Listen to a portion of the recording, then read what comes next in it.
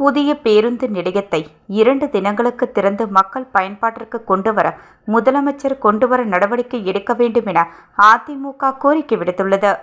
புதிய பேருந்து நிலையம் கட்டுமான பணி மற்றும் திறப்பு விழா என்பது மர்ம தேசத்தின் மர்ம ரகசியம் போல் உள்ளது. புதிய பேருந்து நிலையம் விரிவாக்க பணி கட்டி முடிக்கப்பட்டு திறப்பு விழாவிற்காக பலமுறை அரசால் அறிவிக்கப்பட்டும் இன்று வரை மக்கள் பயன்பாட்டிற்கு கொண்டு வரப்படவில்லை.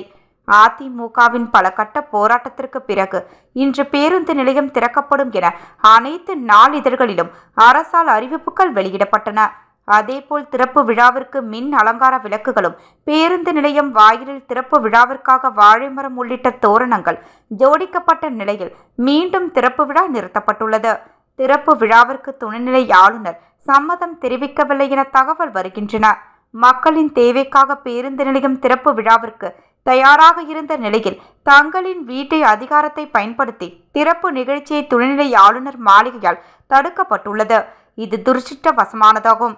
இதுபோன்ற செயல் மக்களால் தேர்ந்தெடுக்கப்பட்ட அரசையும் மாண்புமிகு முதலமைச்சரையும் அவமதிக்கும் செயலாகும். சட்டமன்ற தேர்தல் நெருங்கி வரும் வேளையில் கூட்டணியில் உள்ள முதலமைச்சரை பலகீனப்படுத்தும் இச்செயல் தவிர்க்கப்பட்டிருக்க வேண்டும். திறப்பு விழாவிற்காக அனைத்து ஏற்பாடுகளும் நிறைவடைந்த நிலையில் திறப்பு விழா தடுக்கப்பட்டது ஏன் என்பதை ஆளுநர் மாளிகையும் தலைமை செயலரும் மக்களுக்கு வெளிப்படையாக தெரிவிக்க வேண்டும். ஆளுநரின் அனுமதியை பெறாமலேயே திறப்பு விழாவிற்கான ஏற்பாடுகள் நடைபெற்று இருந்தால் அதையும் அரசு தெளிவுபடுத்த வேண்டும். ஸ்மார்ட் சிட்டி மூலம் ரூபாய் 29.50 கோடிக்கு பேருந்து நிலையம் விரிவாக்கம் என்ற பெயரில் துவங்கப்பட்ட பணி பேருந்து நிலைய விரிவாக்கத்திற்கு பதிலாக வணிக வளாக விரிவாக்கம் பணி நடந்துள்ளது. ஏற்கனவே இருந்த கடைகளின் எண்ணிக்கை போல் 2 மடங்கு கடைகள் அதிகப்படுத்தப்பட்டு ஏன் என்று தெரியவில்லை. கடை ஒதுக்குதல் சம்பந்தமாக உயர்நீதிமன்றம் ஒரு தீர்ப்பு அளித்துள்ளது. அந்த தீர்ப்பையும் நகராட்சி நிர்வாகம் அமல்படுத்தவில்லை. உயர்நீதிமன்ற தீர்ப்பு அரசுக்கு ஏற்புடையதாக இல்லை என்றால் அது சம்பந்தமாக இதுவரை மேல்முறையீட்டிற்கு ஏன் அரசு செல்லவில்லை என்பதையும் அரசு தெளிவுபடுத்த வேண்டும். பேருந்து நிலைய விரிவாக்கம் நடைபெறும் போதே அதில் நடக்கும் முறைகேடுகளும் தவறுகளும் பணம் வீண் விரயம் நடைபெறுவதாக அந்த தொகுதியின் சட்டமன்ற உறுப்பினர் மற்றும் அதிமுக, காங்கிரஸ் உள்ளிட்ட கட்சிகளும் ஆதாரத்துடன் குற்றச்சாட்டு சுமத்தினர்.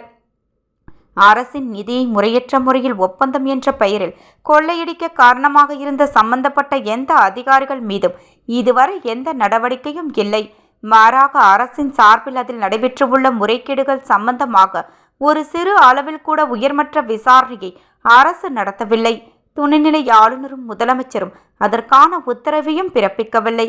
மாறாக ரூபாய் 29.50 கோடியில் ஒப்பந்தம் போடப்பட்ட பணிக்கு மேலாக ரூபாய் 4 கோடி கூடுதல் நிதி அந்த ஒப்பந்ததாரருக்கு ஏன் வழங்கப்பட்டுள்ளது?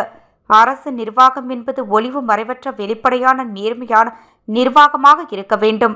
பல கோடி ரூபாய் செலவில் செய்யப்படும் பல திட்டங்களில் முறைகேடுகள் நடப்பதை தடுக்க ஒரு சிறிய அளவில் கூட முயற்சி எடுக்காததே அல்லது தவறு செய்தவர்கள் மீது உரிய நடவடிக்கை எடுக்காமல் இருப்பது ஒட்டுமொத்த நிர்வாகத்தையும் சீரழித்துவிடும்.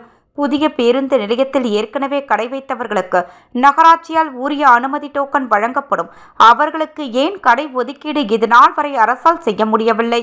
தற்போது கடலூர் சாலை AFT மைதானத்தில் தற்காலிக பேருந்து நிலையம் செயல்படுவதால் தினசரி போக்குவரத்து நெரிசல் தற்காலிக பேருந்து நிலையத்தில் அருகில் உள்ள ரோட்டரியப்பேட், அங்கு நாயக்கர் தோட்டத்தில் வசிக்கும் மக்கள் பல்வேறு இன்னல்களுக்கும் ஆளாக்கப்பட்டு வருவதை அரசு உணரவில்லை. அதேபோன்று கடலூர் சாலை ரயில்வே மேம்பாலம் கட்டுமான பணி பூமி பூஜை போடப்பட்டு பல மாதம் ஆகியும் அப்பணியும் செய்வதற்கு இந்த தற்காலிக பேருந்து நிலையம் இடைஞ்சலாக உள்ளதையும் அரசு உணரவில்லை. எனவே முதலமைச்சர் அவர்கள் 1-2 தினங்களுக்குள் புதிய பேருந்து நிலையத்தை திறந்து மக்கள் பயன்பாட்டிற்கு கொண்டுவர உரிய நடவடிக்கை எடுக்க வேண்டும் என அதிமுக மாநில செயலாளர் அன்பழகன் தெரிவித்துள்ளார்.